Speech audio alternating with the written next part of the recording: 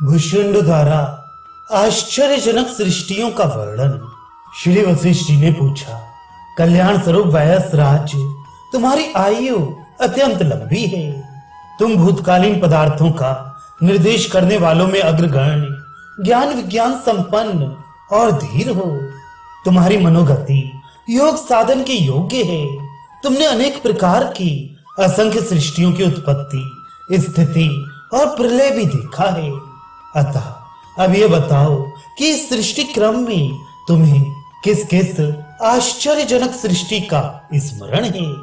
भुष्युंड ने कहा, मुनि श्रेष्ठ, मुझे इस पृथ्वी के विषय में ऐसा स्मरण है कि किसी समय ये शिला और वृक्षों से रहित थी।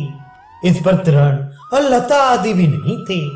पर्वत, वन और भांति भांति के वृक्ष ये कुछ भी नहीं थे और ये मेरू के नीचे स्थित थी।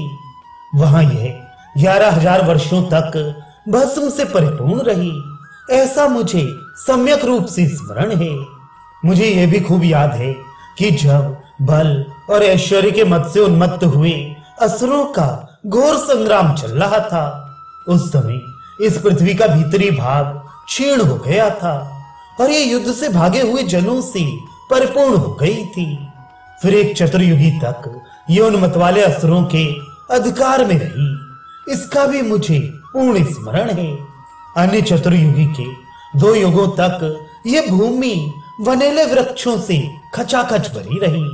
उस समय उन वृक्षों के अतिरिक्त और किसी पदार्थ का निर्माण नहीं हुआ था, इसका भी मुझे ठीक ठीक स्मरण है।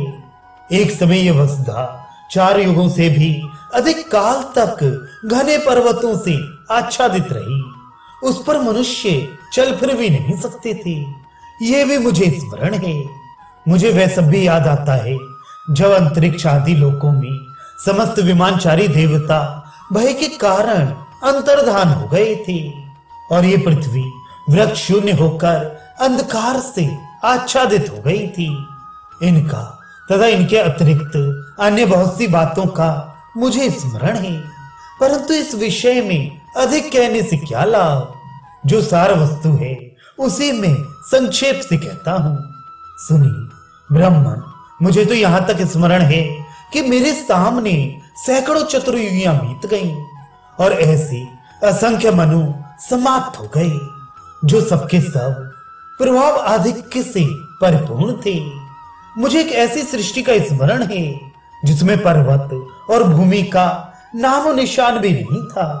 चंद्रमा और सूर्य के बिना ही पूर्ण प्रकाश छाया रहता था और देवता तथा सिद्ध मानव आकाश में ही रहते थे। मुझे ऐसी ही एक और सृष्टि का स्मरण है जिसमें ना कोई इंद्र था, न भूपाल तथा उत्तम, मध्यम और अधम का भेद भी नहीं था। सब एक रूप था और दिशा मंडल अंधकार से व्याप्त था। मुनिराज, पहले सृष्टि रचना का संकल्प हुआ, फिर तीनों लोकों का निर्माण हुआ। उस त्रिलोकी में अवांतर प्रदेशों का विभाग होने के बाद उनमें 7 कुल पर्वतों की स्थापना हुई। उन्हीं प्रदेशों में जम्बू द्वीप की पृथक स्थापना हुई। ब्रह्मा जी ने उस जम्बू द्वीप में ब्राह्मण आदि वर्ण, उनके धर्म और उन वर्णों के लिए योग्य विद्या विशेषों की सृष्टि की। तत्पश्चात अवनि मंडल एवं नक्षत्र चक्र की स्थिति और ध्रुव मंडल का निर्माण किया। तदनंतर चंद्रमा और सूर्य की उत्पत्ति, इंद्र और उपेंद्र की व्यवस्था, हिरण्याक्ष द्वारा पृथ्वी का अपहरण, वराह रूपधारी भगवान द्वारा उसका उद्धार, भूपालों की रचना, मत्स्य रूपधारी भगवान द्वारा वेदों का लाया जाना, मंदराचल का उन्मूलन, अमृत के लिए क्षीर सागर का मंथन, गरुड़ का शैशव जबकि उनके पंख नहीं जमे थे, और सागरों की उत्पत्ति आदि जो निकटतम सृष्टि की स्मृतियां हैं, उन्हें तो मेरी अपेक्षा अल्पायु वाले योगी भी स्मरण करते हैं। अतः उनमें मेरी क्या आदर बुद्धि हो सकती है। मुनि श्रेष्ठ, हयग्रीव, हिरण्याक्ष, कालनेमी, बल, हिरण्यकश्यप, क्रात, बलि और प्रहलाद आदि असुरों में शिवी, नियंक, पृथु उलाख्य, वैन्य, नाभाग, केली, मल, मानधाता, सगर, दिलीप और नहुष आदि नरेशों में तथा आत्रेय, व्यास, वाल्मीकि, शुक, वात्स्यायन, उपमन्यु, मणिमंखे और भगीरथ आदि महर्षियों में, कुछ तो सुदूर भूतकाल में, कुछ निकटतम अतीत में और कुछ इसी वर्तमान सृष्टि में उत्पन्न हुए हैं। अतः इनके स्मरण की तो बात ही क्या है। मुनिवर, आप तो ब्रह्मा के पुत्र हैं, आपके भी 8 जन्म हो चुके हैं। इस 8वें जन्म में मेरा आपके साथ समागम होगा, ये मुझे पहले से ही ज्ञात था। ये वर्तमान सृष्टि जैसी है, इसके जैसे आचरण है और जैसा इसका अवयव संस्थान एवं दिशागढ़ है, ठीक इसी तरह की 3 सृष्टियां पहले भी हो चुकी हैं, जिनका मुझे भली भांति स्मरण है। अमृत के लिए जिसमें मंदराचल के आकर्षण के प्रयास से देवता और दैत्य व्याकुल हो गए थे, ऐसा ये 12वां समुद्र मंथन है, ये भी मुझे स्मरण है। मुनि, प्रत्येक युग में अध्येता पुरुषों की बुद्धियों के न्यूनाधिक होने के कारण ब्रह्मचर्य आदि क्रियाओं, शिक्षा कल्प आदि अंगों, स्वर आदि के उच्चारण पूर्वक पाठ की विचित्रता से युक्त वेद भी मेरे स्मृति पथ में वर्तमान है। निष्पाप महर्षि युग युग में जो एकार्थक, विस्तार युक्त तथा बहुत से पाठ भेद वाले पुराण प्रवृत्त होते हैं, उन सबका भी मुझे स्मरण है।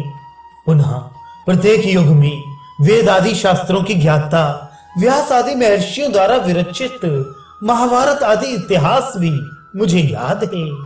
इनके अतिरिक्त रामायण नाम से प्रसिद्ध जो दूसरा महान आश्चर्यजनक इतिहास है, जिसकी श्लोक संख्या 1 लाख है, उस ज्ञान शास्त्र का भी मुझे स्मरण है।